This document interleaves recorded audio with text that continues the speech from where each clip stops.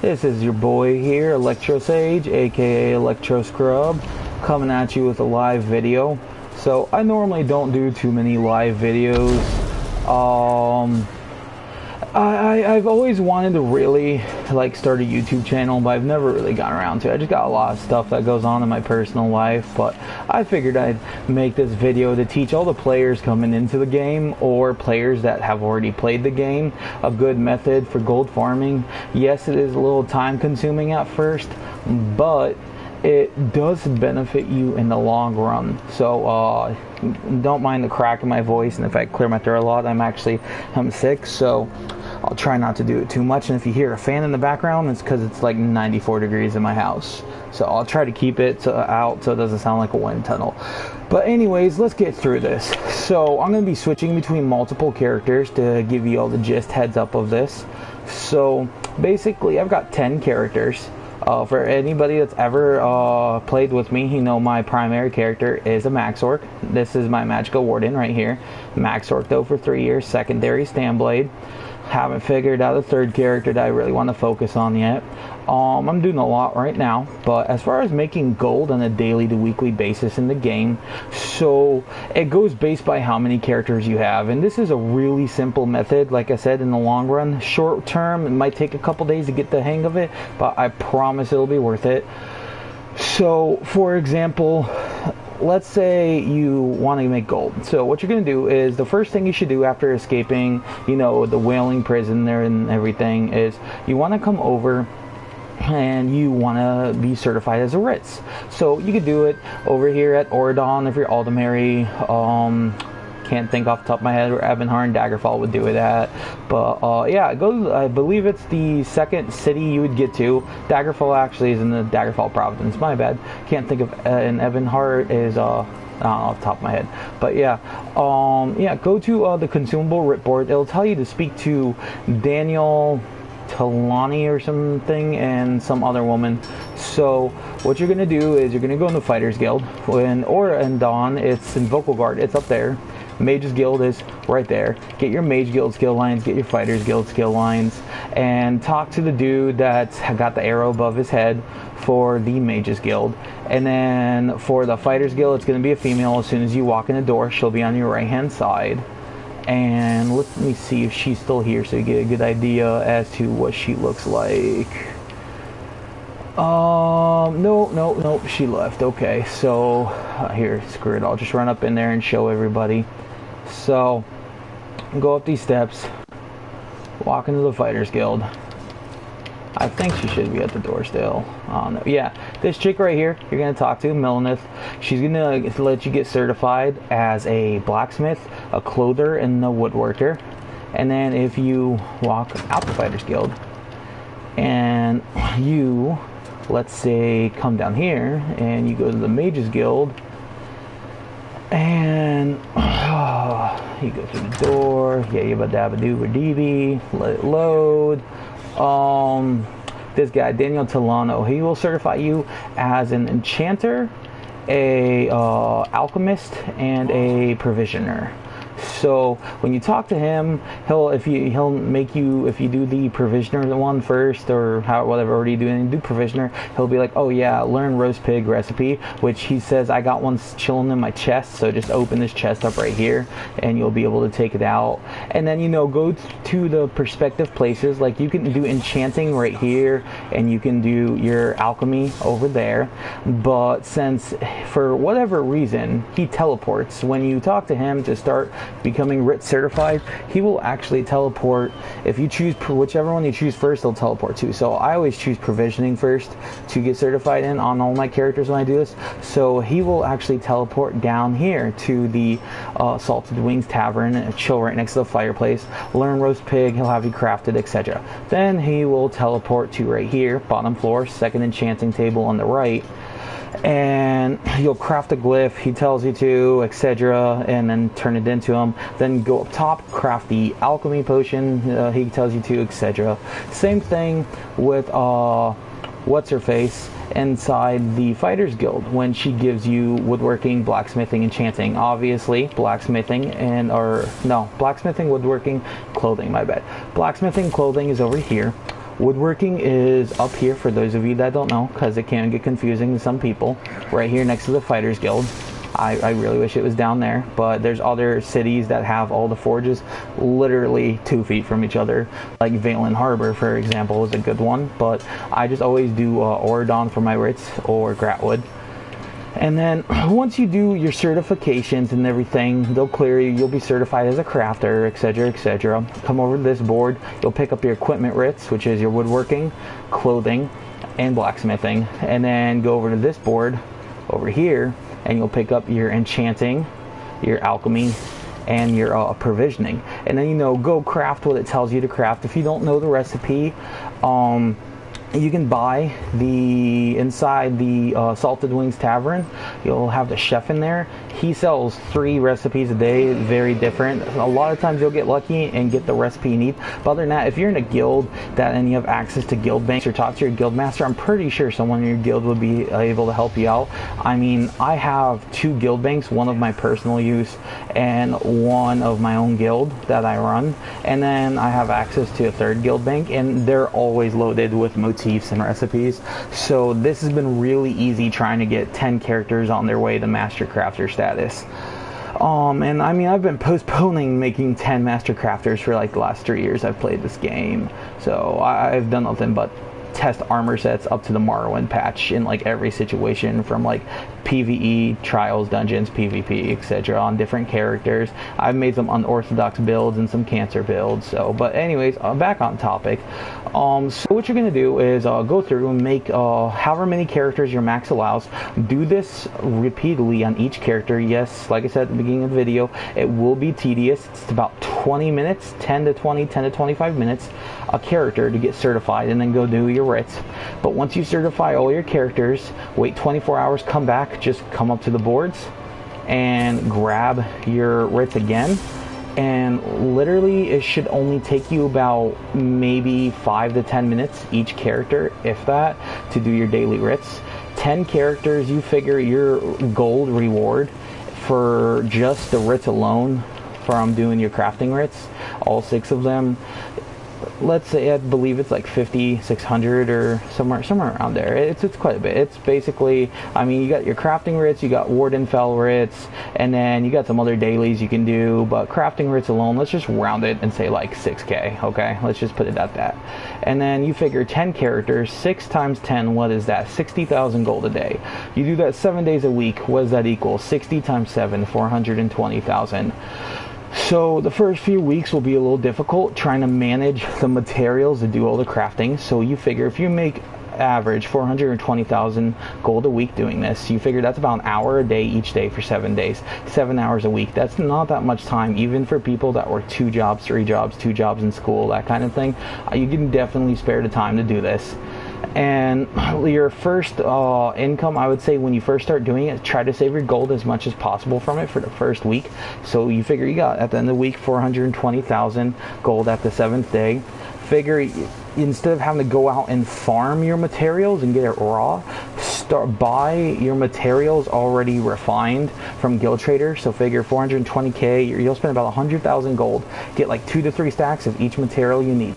Now, here's where it becomes a little bit interesting in a way, I guess, and kind of annoying. So my magic sorc is a master crafter, and all of his writs are done in rubidite material, Royal Champion level 150, 160. I'm keeping all my other 9 characters I'm working on to where their skill levels are, oh wait, hold on, let me add that in. Everything I'm going to level up, but I'm not going to pump anything into anything, because I don't feel like having to go and spend a lot of money on rubidite based materials or farm them. Plus I don't farm anymore. It's really annoying and tedious and boring, and when I could just buy it.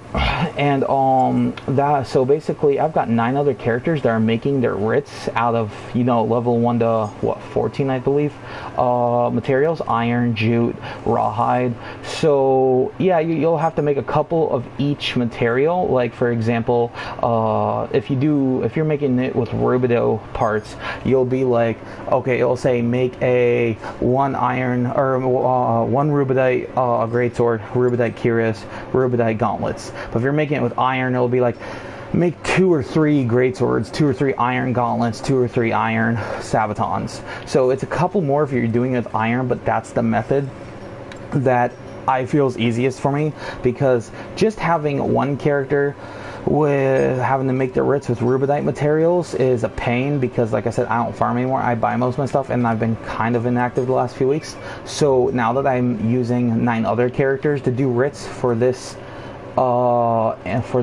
version of gold income, so I'd rather keep those 9 at iron, because it's much cheaper buying level 1 to 14 materials than it is buying champion level 150 to 160 materials. After you save, so you figure you do this every day for 7 days straight, 10 characters, and that's 6k a character a day, so 60k a day times 7 days a week, 420k. After you save that for 3 weeks, what does that give you? 4, 8, 1200, 1220, 40, 60, 1206, so 1,260,000 gold. So I'd say about your 3rd weekend, you could probably afford to buy below like 400,000 or 500,000 gold on all the materials you need, and then start saving from that point forward. And that should last you, if you're not really going ham on crafting sets for friends or yourself or something, those materials are just for your writs. That should last you, I'd say, for a good I'd say a good month, give or take. I mean, I can make a stack of 200 last me for like almost 2 weeks. So I mean, if I'm not crafting anything out of like need and whatnot, but yeah, no, or anything I want, I mean, I should say. And but yeah, and then after you save that way 420k a week for say like 3 months, at that point you should have a nice little bankroll saved up to where you can start basically buying stacks of temps and rosins and gold materials. And if you play your cards right, not just doing this, like let's say for example, I run Imp City, I run Imperial City a lot on my stand blade, and I gank a lot. So the reason why I do Imp City is because you're basically making 3 different types of income down there. You're making Talvar Stone from killing ads and players, AP from killing players, and you're collecting items from the ads you kill to sell for gold. So it's like 3 birds in 1 stone kind of situation right there. And if you can make gold that way, or just PvPing alone, you'll get good rewards for your weekly home campaign. Or if you're a grinder, like an armor set grinder, where you grind out dungeons and overland bosses and different sets, and you sell them in trader, there's that. So I mean, you do it right, this method, plus if you have another gold making method, or just this method alone, give it 3 to 4 months of gold stacking, and you should be able to gold out all your builds, no problem, 3rd or 4th month in. So in the process, when you're not doing this, I mean, just like, you know, get good with your build and practice a lot, run dungeons, do your undaunted dailies. If you don't do that, if you don't know what those are, when you hit level 45, you'll get something in the mail from the Undaunted Enclave to be able to start doing dailies to the rewards or keys, which give you access to monster shoulder pieces. So, but I mean, I just figured I'd make this video for all the people out there that never thought of this method. And yeah, I mean, oh, and one more thing is if for whatever reason you get all your characters to max champion level 720, or like, you know, just at least one, you have like one character is champion level 160, you level up, like I said, I'm doing this 10, you level up the other 9, get them all minimal level of 160, and your writ rewards that you get for turning in your writs, you're more likely to get more gold materials from your writ rewards than actually refining stuff. In my case, at least, that's how it is. So what I do is I'll do my dailies for like 3 days straight on my characters. I'll save up like 3-4 days worth of writ rewards on each character, and then I'll bust them all out one go. And another thing is, if you go down here and you get the helpers, the hireling for lumberjack, the clother, outfitter hireling, and the miner hireling, I mean, you will get some good materials from there. One thing that people mess up on too is, for example, if let's say you have only one character that's CP and the rest are under CP, but for whatever reason you have all your crafting spot out, or I mean, I should say you have all your hirelings spot out on all your other characters that are below CP. I have a friend that did this, and what he'll do is he'll log into each character, and he'll actually open up his hireling rewards that they send him in the mail here by on each character individually. Well, the problem is I don't know if they've patched this yet, but it used to be where the items you got for your rewards from your hirelings basically matched and scaled to your character's level. So, for example, if you just logged on to each character and let it so it initialized where you got the mail sent, like you heard that ding click noise it makes when you get mail, that each character got their login from their hireling every 12 hours, so twice a day you log in on each character, you hear the ding noise for the mail for it, log out, do that on all your characters, go to your main character, and like I said, this is only if you have one character that's CP and for example the other 9 you're doing this on is below CP, but log into each character, hear the ding, get the mail from your hirelings, and then go to your main CP character, open it all up. Your chances of getting gold mats are going to skyrocket dramatically that way. So with this method, you should be pretty balling on gold mats on a weekly basis. You can save them, you can sell them, and then also, like I said, 10 characters, 6k a day from doing writs, times 6 by 10 characters, 60,000 gold, multiplied by 7 days a week, 420k.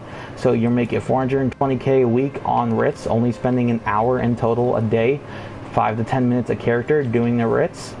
And then if you're selling your gold mats you're getting from your rewards, you're making even more. You do it right, if you sell all your gold mats and your master writs and everything you get, you can make like $1 million gold a week just doing this for playing an hour a day. So, but yeah, I just wanted to put this method out there for the players that are coming into the game that realize, oh hey, I just did a dungeon, I got 100 gold for a reward, each monster gave me 3 pieces of gold. I mean, yeah, it's annoying to get gold in this game because it just requires you to farm and grind, and it's a waste of my time in my opinion. I mean, this is more efficient, because to me at least, because you're technically doing nothing and you're making 420,000 plus gold a week. So I mean, you do the math and prioritize about it. And this is also for the players that already played this game that never thought of this idea. I know there's quite a few people that do this, actually a lot of people that do this method, because I talk to them on a daily basis. But I just wanted to make a video on it and a guide for it to give you the quick heads up and explain, you know, how it would work for the most part, and the step-by-step process for it. So if you guys like this video, please hit that thumbs up button down below on YouTube. I believe last time I checked I'm broadcasting this to YouTube.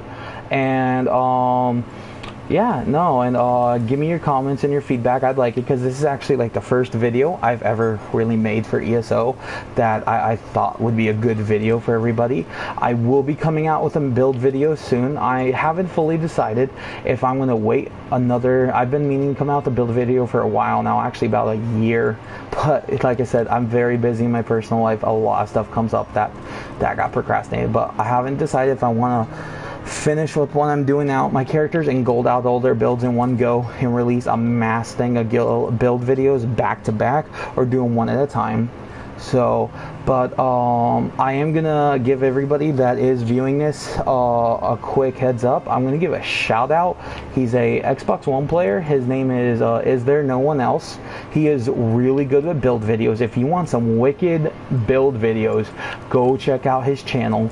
It is amazing. It's Is There No One Else, as in ISTH3REN0 ELSE, I believe, if I remember correctly. I'll figure out a way to put the link in the description at some point in a little bit. But yeah, no, I want to give him a shout out. He's great at making builds. So, and yeah, but other than that, if you like the video, leave a like. You want to leave comments as to anything I could do to improve the video, please leave it. I'd appreciate it. I mean, I wouldn't really enjoy having negative comments, but if you're gonna leave them, go ahead. I mean, that's just the inevitable part of YouTube. Happens all the time. But yeah, anything I can do to, you guys think I can improve, just let me know. Not too sure what the quality looks like when I'm viewing it. I am doing this wirelessly, so yeah, all right, everybody have a good one, and this is Electro Sage out.